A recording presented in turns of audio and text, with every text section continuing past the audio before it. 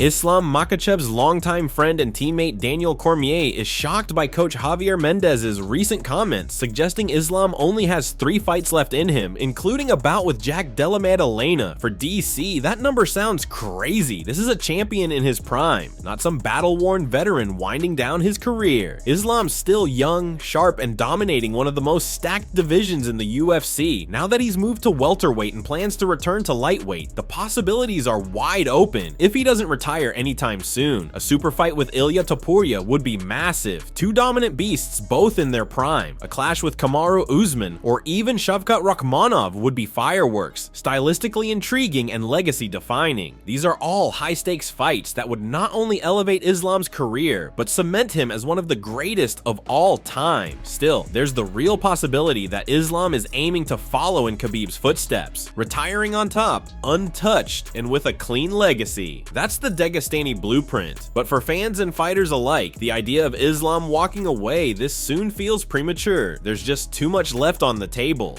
Javier Mendez also said, though, that Islam Makhachev might have 3 fights, including Jack Della Maddalena. How in the world does it feel like another dominant champion may be saying it's about time? Why?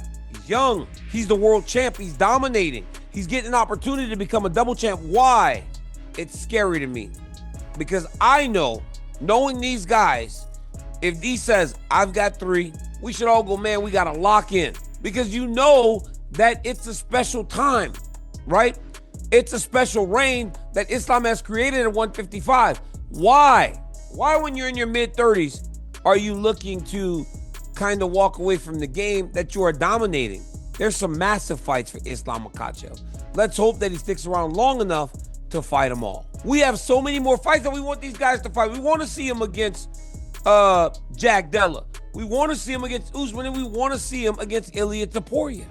Josh Thomson has weighed in on the recent back and forth between Ilia Topuria and Arman Tsarukyan, a rivalry that's quickly heating up. While the two initially showed mutual respect due to their shared Georgian heritage, things took a turn once El Matador made his move to the lightweight division. Ilia recently stated that Arman still needs to develop before even thinking about becoming champion. That didn't sit well with Arman, who clapped back hard, saying he'd rain down elbows and dominate Ilia on the ground. The exchange lit up the MMA world, with analysts, podcasters, and fans jumping all over it, breaking down the matchup and hyping the potential showdown. And to be fair, they have every reason to. This is one of those matchups that feels special. Arman is high level, like truly elite, someone who blends relentless pressure with slick wrestling and tight striking. Ilya's unbeaten confidence, explosive boxing, and insane fight IQ would be put to the test against a guy who doesn't slow down and doesn't give you a second to breathe. If this fight happens, it's not just a banger, it's a clash between 2 fighters poised to define the next era of the sport. With Topuria and Oliveira set to headline UFC 317 on June 28th, who do you have capturing the lightweight title? Leave your comments below.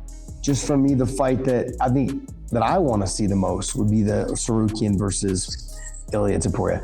Both a little bit, not short, like Ilya's obviously shorter, but Tsarukyan with the wrestling, the heavy, he's got big power in the hands, can take a shot. Can he take Topuria down and grind him out? Can he fight hard for 5 rounds? Because we saw him against Charles. You know, he got a little winded and tired in that fight. Like, there's a lot that I think a lot of questions that want to be answered on the sample size of Arman Tsarukyan. We know he's talented. We know he's good. For me, I felt like he blew it, not getting his title shot, and that's the fight that I wanted to see was between the 2 of them. And I don't know, in my mind, I'm like, man, Charles, let these 2 guys fight and you just pick up the winner. But you don't. I know, I get it. You have lost your mind.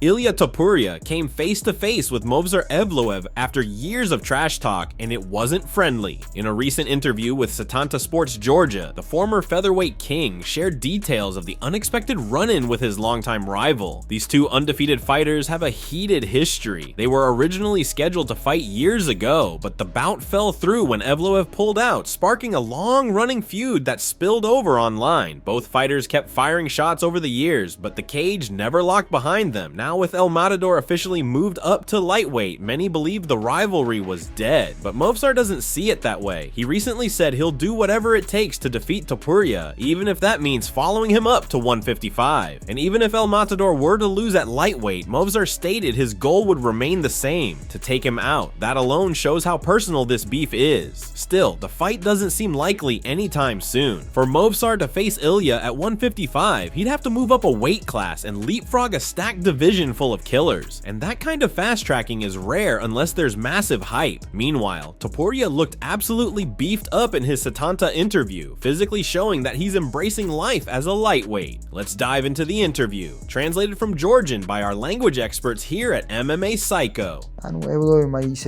Trash talk has its limits. I never bring up someone's wife, kids, or family. There are lines you don't cross. Evloev crossed them. He and his team have repeatedly stepped over boundaries with the things they've said. In my Georgian culture, in our code of ethics, that kind of talk has no place. No proud Georgian would ever carry himself that way. First of all, it doesn't suit a man to run his mouth like that. If you're a man, carry yourself with some class. And if you have something to say to me, say it to my face. I actually ran into him once. He said nothing, stayed completely silent, didn't even look at me, like a scared coward he is. Then he went back online and started talking again. I don't know why he keeps doing that, but for everything he said, there will be consequences. He will pay for it. I'd gladly take his head off. But why do it in the street? I usually do it inside the octagon and get paid a lot for it.